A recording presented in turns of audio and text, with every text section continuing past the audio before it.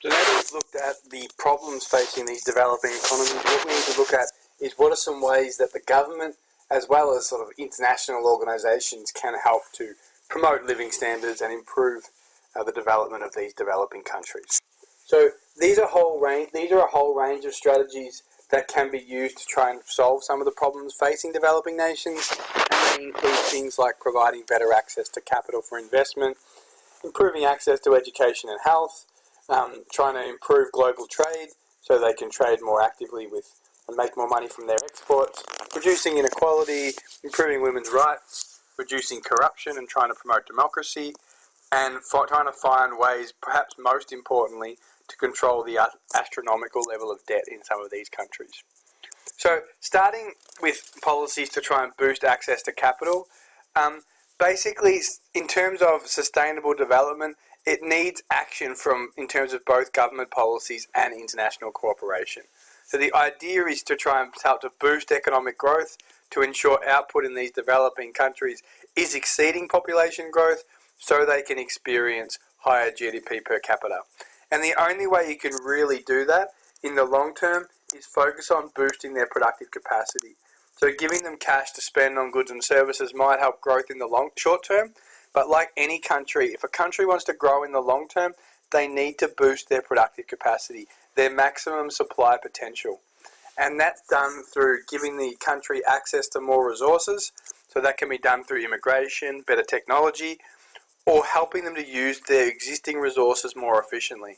So that might be related to making sure that land is used more appropriately, or that labour resources are fully utilised and fully skilled as well. This will all help to shift the PPF to the right and should hopefully create higher incomes in these countries and better access to goods and services. These policies are often used in accordance with policies to boost equity, so that again we can reduce poverty and spread the income that's being created in these countries a little bit more evenly. So some examples of policies to boost development in developing countries. First of all, we've got policies to lift investment spending. So the problem in a lot of these developing countries is they rely too heavily on subsistence production, growing your own food, growing your own crops to live off your own land. Savings ratios are inadequate because people aren't saving in the bank, and therefore they don't have that money for infrastructure and investment in plant and equipment and so on and so forth. So we need to find a way to try and break this cycle.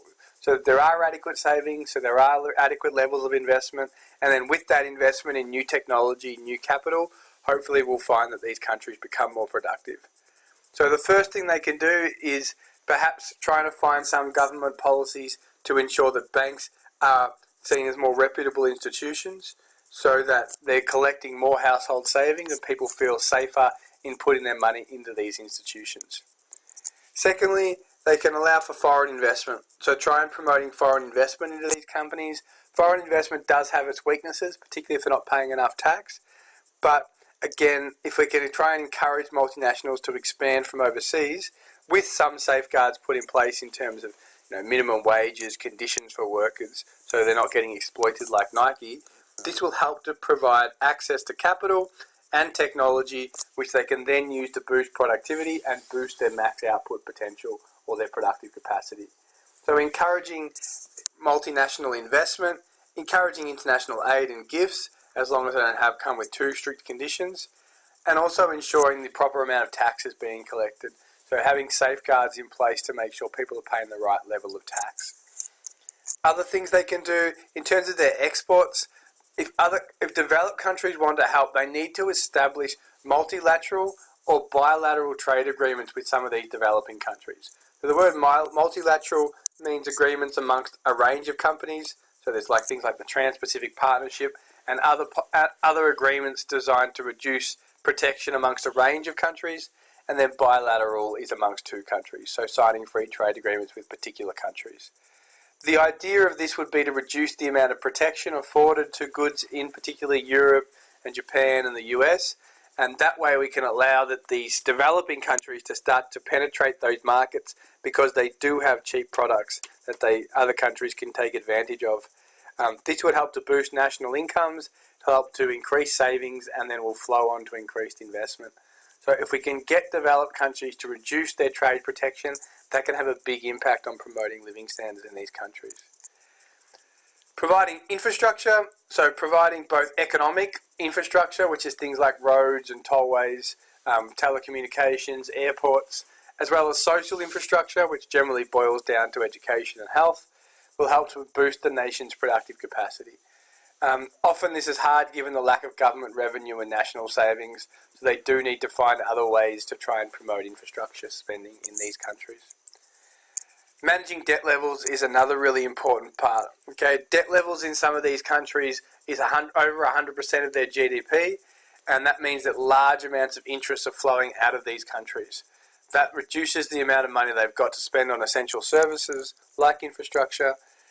So cutting debt to manageable levels by minimising money spent on wasteful projects, perhaps reducing money spent on military, and also ensuring that governments are held accountable for all their spending will help reduce this level of debt. The IMF has helped to reduce debt levels in many developing countries, so the International Monetary Fund. They've offered partial debt relief to 36 countries, equal to $76 billion worth of relief. We also need to make sure that if we are that the money that's being spent, when it's given to these developing countries, is being used for productive purposes to provide goods and services and encourage self-sufficiency and independence going forward. The other thing that developed nations have been in the habit of doing is what we call debt forgiveness. So through programs, through initiatives like Drop the Debt and Make Poverty History, they've been able to cancel the debts of the poorest countries, and by using celebrities to raise money, they've freed these countries of the obligations associated with their debt, which has caused millions of deaths through a lack of education and the lack of healthcare and things like that. So 21 million children could have been saved if the money spent servicing debt was put towards healthcare and clean water, drinking water. The IMF and the World Bank also came up with a category called the heavily indebted poor countries, and they're